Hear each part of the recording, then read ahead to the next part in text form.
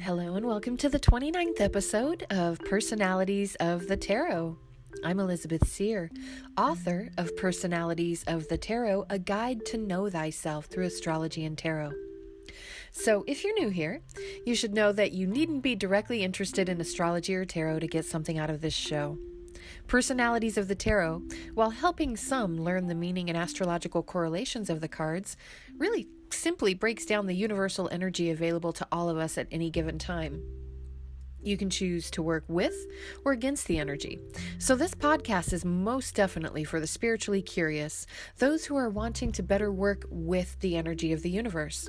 Plus, you can get some deeper insight into yourself and others around you simply by knowing their birthdays. I always include fun celebrity birthdays and information on the movements of the celestial bodies within our solar system. So sit back and enjoy the next 15 minutes or less. And just so you know, the book is not currently available. I'm working on a revised and expanded second edition because I feel as if the first edition was hastily published. Unfortunately, or fortunately, my time to work on the book has been decreased since I begin a new position with a popular European expedition company this month. My psychic readings will be greatly decreased, relegated to a handful on the weekends, while I go through an extensive training period and learning curve. I hope to be able to spend more time on the book sometime in the future and get it out to you by the end of this first season of the podcast. Spoiler alert! The last sign on the Wheel of the Zodiac is Pisces, and that rules February 20th to March 19th to 20th each year, so I'm hoping to be able to release the book by or before then. Oh, and I am already working on my format for season 2 as I see my listenership is slowly increasing to 7. Yes, 7 regular listeners. Don't worry, those of you who are OG will get first dibs on the fun to come.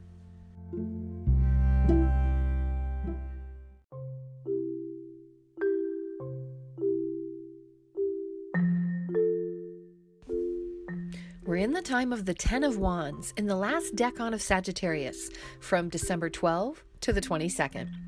We just came out of the 9 of Wands where we might have felt a little beat up. I know I did. I had to have a root canal last week, and since I suffer severe odontophobia, it was not a pleasant experience. I also was not offered, nor would I have taken any relaxation drugs. In that time of the 9 of Wands, and go back to the episode just before this if you're interested, you might be surprised, I had 3 needle jabs at the doctor, 2 injections and 1 blood draw, and I was working hard to make sure my health was in order before beginning this new position. I really felt, for lack of a better term, beat up, just like the 9 of Wands. Now, we're in the 10 of Wands. If you're a regular listener, you might remember that 10s are the culmination of their suit. Wands are the manifestation suit. So this is a period where we'll see the culmination of your manifestation, or what I like to call the burden of success. A basic depiction of the 10 of Wands shows someone who's gone out in search of wands or sticks. He was successful in his find. You see him carrying back a large, burdensome bundle. So not only does he have to figure out how to get them all the way home, but now he needs to store them.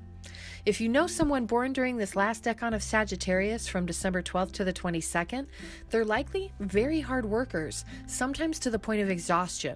And this is also compounded by the Queen of Coins energy that we'll discuss later in this podcast. Those born now may feel as if they have a tremendous amount of responsibility throughout life, whether at work or in the home, and it's likely both. They're not the best at relaxing, and they tend to overextend themselves, taking on quite a bit. Learning the power of no is important for their health and well-being. As a matter of fact, when I pull this card in a reading for others, I use the metaphor of the well. Imagine that you're a water well in the middle of your community. You help to nourish your loved ones and those around you. People will come and take water from the well as needed. However, if you don't police the well and create rules around it, you might find people wasting your water, having balloon fights, and otherwise not using the water for its intended use, nourishment. If you don't say no once in a while, the well can run dry, and then it doesn't do anybody any good. For those of all signs now, you may feel extra burdened during this time, especially since we're peaking in holiday season with Hanukkah and the run-up to Christmas and other winter holidays. You may be overextending, working overtime, or otherwise laboring with extra responsibility now. You may experience an exhausting, oppressive burden, both mentally and physically. It's likely time to ask for help from others for the sake of your well-being. Beware of stretching yourself too thin and taking on too much now. Ask for help and say no when it's appropriate.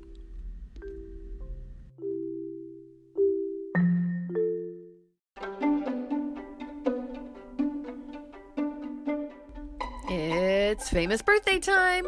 Here's my disordered list of popular and infamous Sagittarians born December 12th to the 22nd.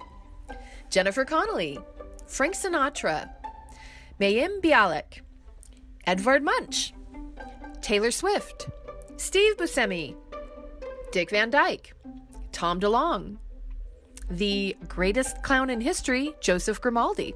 There's also Joseph Stalin, Ty Cobb, Keith Richards, Steven Spielberg, Brad Pitt, Katie Holmes, Christina Aguilera, Billie Eilish, Edith Piaf.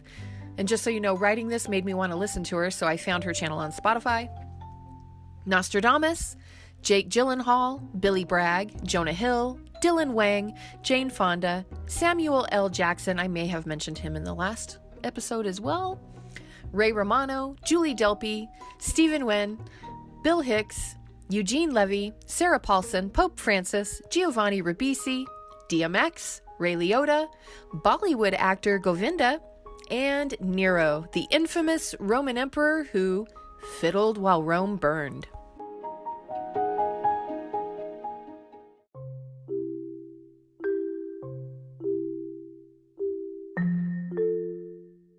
Let's talk about the Queen of Coins, also known as the Queen of Pentacles. Her energy reigns from the end of Sagittarius into the first 2/3 of Capricorn, from December 12th to January 9th. The more positive characteristics of those born during this time makes them nurturing, down to earth, even after achieving success, trustworthy, organized, and resourceful. They seriously will give 110% at home and on the job. They're the great givers and physical nurturers of the tarot, offering time, energy, and money when and where they can. Now, if they manifest their shadow side, and don't pretend like we don't all, every single one of us have a side that's not considered pretty. The Queen of Coins' more difficult attributes are that she can be moody and melancholy, lashing out of something that wouldn't normally be a thing because she has allowed the pressure to build. She could become lazy and materialistic, overindulging to the point of addiction. If she acts out of pressure, she could lash out at inopportune moments. Think about the story of Brad Pitt and the situation with his family and former love, Angelina Jolie. He's a Queen of Coins. But this queen is a great person to have on your side. She is a rock, both physically and even emotionally for some. She's usually creative and multi-talented and very generous with others, especially those that she loves. She's normally good with her money, and she could have a keen business sense. Those Queen of Coins need to remember that overwork will always lead to periods where you want to turn inward. Just don't become despondent and numb to the outside world. Also, this queen really re-energizes with nature. I mean, we all do, but her work ethic requires solitude and downtime with the natural elements to re-energize, so she can continue pursuing her physical endeavors. For those of us of all signs now, while the Queen of Pentacles reigns from December 12th to January 9th, make sure you're staying in touch with your health, even more so with this winter pandemic surge. Wash your hands, wear your masks, eat well as much as possible, and get enough rest. Also, any nature you can interact with, even if you can't venture out to the lake or the forest or the ocean, anything that you can do will be helpful. And this includes petting and playing with your pets, babying your plants, maybe cleaning your fish tank. Take those down moments to re-energize for the energy you're using now. Oh, and enjoy the fruits of your labor. You will most definitely have earned it.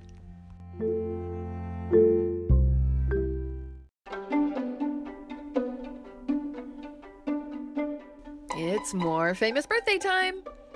I like to break them down really with the numbered cards, but here's a handful of Queen of Coins energy folks who are born December 12th to January 9th. And as always, in absolutely no order whatsoever. Bob Barker, Jamie Foxx, Vanessa Hudgens, an actual queen, Catherine of Aragon, the Spanish princess and beleaguered first wife of Henry VIII. Alyssa Milano, Frank Zappa, Jennifer Beals, Ricky Martin, Sissy Spacek, Denzel Washington, Gayle King, LeBron James, Dax Shepard, Diane Keaton, and real-life princess and future queen, Kate Middleton.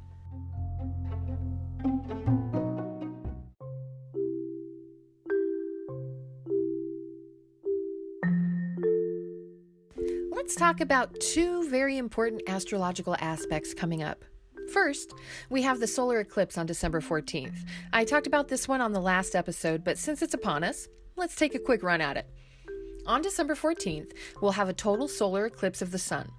A solar eclipse creates growth and rapid change, both internally and externally, especially this one coming up because it's part of a new moon phase.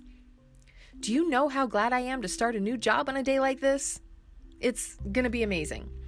So, a solar eclipse occurs when the moon passes between the Earth and the sun and partially or totally obscures the sun from our perspective here on Earth.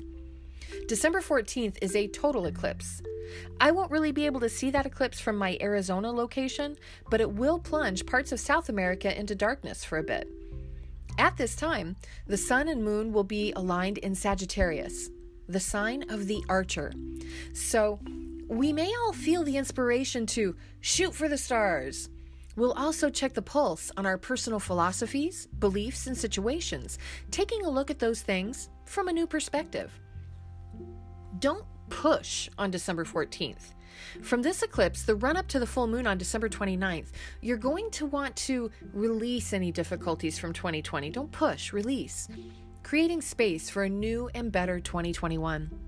If you don't reside in southern South America, you really won't see this eclipse, but you're going to feel it nonetheless. The next event is huge. Everyone has been all at Twitter about this one since 2020 began. Both astronomy and astrology buffs alike. It's the Great Conjunction occurring December 21st. This is a one-of-a-kind big deal because last time it happened was 800 years ago. So, a great conjunction occurs when the big guys of the solar system, Saturn and Jupiter, appear closest together in the sky, occupying the same degree from our earthly perspective. You might hear people calling it the Christmas star. But again, this is from our perspective here on Earth. If we were on, say, Mercury or Venus, we wouldn't see this as a conjunction on this day and time.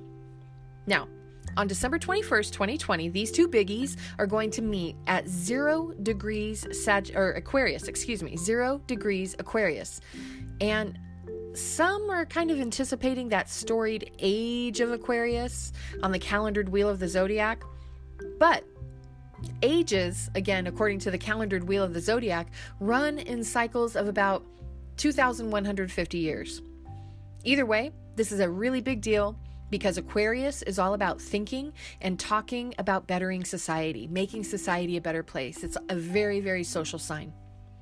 So for a moment, this great conjunction is going to appear as one big bright star in our sky. But you have to look fast. To see it, you're going to want to point your gaze toward the southwest sky after sunset on December 21st. Now, those planets are going to drop below the horizon before 7 p.m. Eastern Time. So, if you have a powerful telescope and the sky is clear, you will actually be able to see the rings of Saturn and the moons of Jupiter. And if you're really interested in this, I'd certainly suggest reading the myriad astronomy and astrology articles that are filling up the web. Google Great Conjunction 2020, and at the time of this episode anyway, I got over 161 million results. Now remember, astronomy is understanding the movement through math and physics of the planets in our solar system. So astronomy is understanding the movement of the planets through math and physics, and astrology is understanding how the energy of that movement affects us, thus allowing us to work with it instead of against it. So, To know exactly how you'll be working with Saturn and Jupiter in 2021 as they move through Aquarius, you would need to know what a professional astrologer says in conjunction with your personal birth chart. And that birth chart is based on date, time, latitude, longitude of where you were born. I just remembered, as I wrote this, that my moon is in Aquarius. And our moon side rules our emotions and relationships, just so you know. So my moon sign is in Aquarius. This means that at some point over the next few years, when either of those two planets moves within 5 degrees of my moon, which is at 28 degrees in Aquarius, I'm really going to feel it relationally and emotionally. I keep feeling like this new job is really going to open up some great opportunities for friendships and connections for me in Europe and other parts of the world. But not always. Jupiter and Saturn are really quite literally at odds in their respective energies.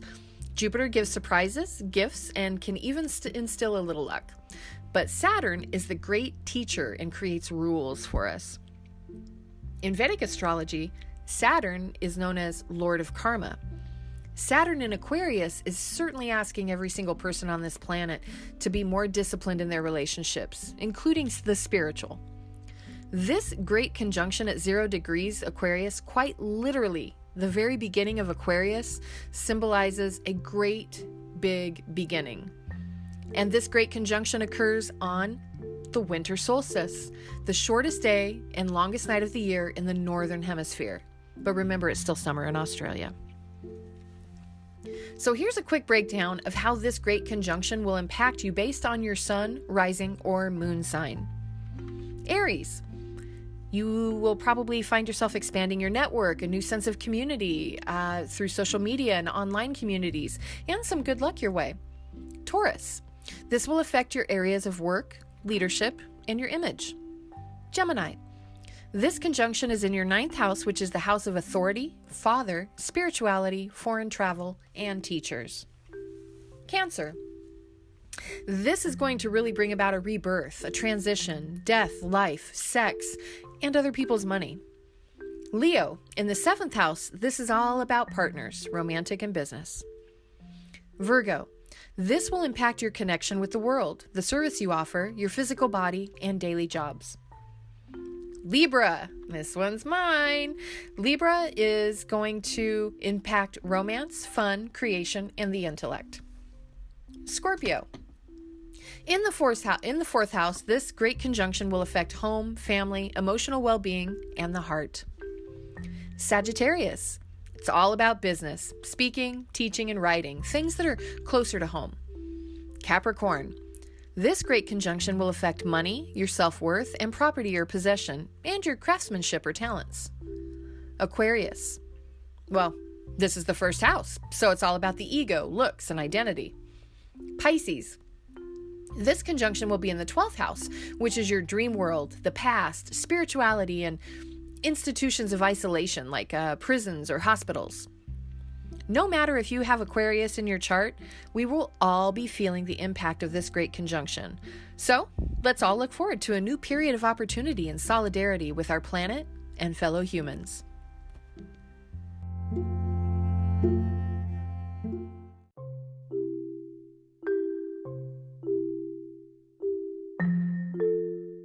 Okay, I have talked long enough this week. If you're interested in supporting this podcast, please share it. You can also directly support it through anchor.fm/Elizabeth Seer and click on the support button. You can also still purchase annual readings from me. Just go to my website, elizabethseer.com, and click on shop. Orders received by the end of the day, December 17th, will be guaranteed to arrive in time for Christmas.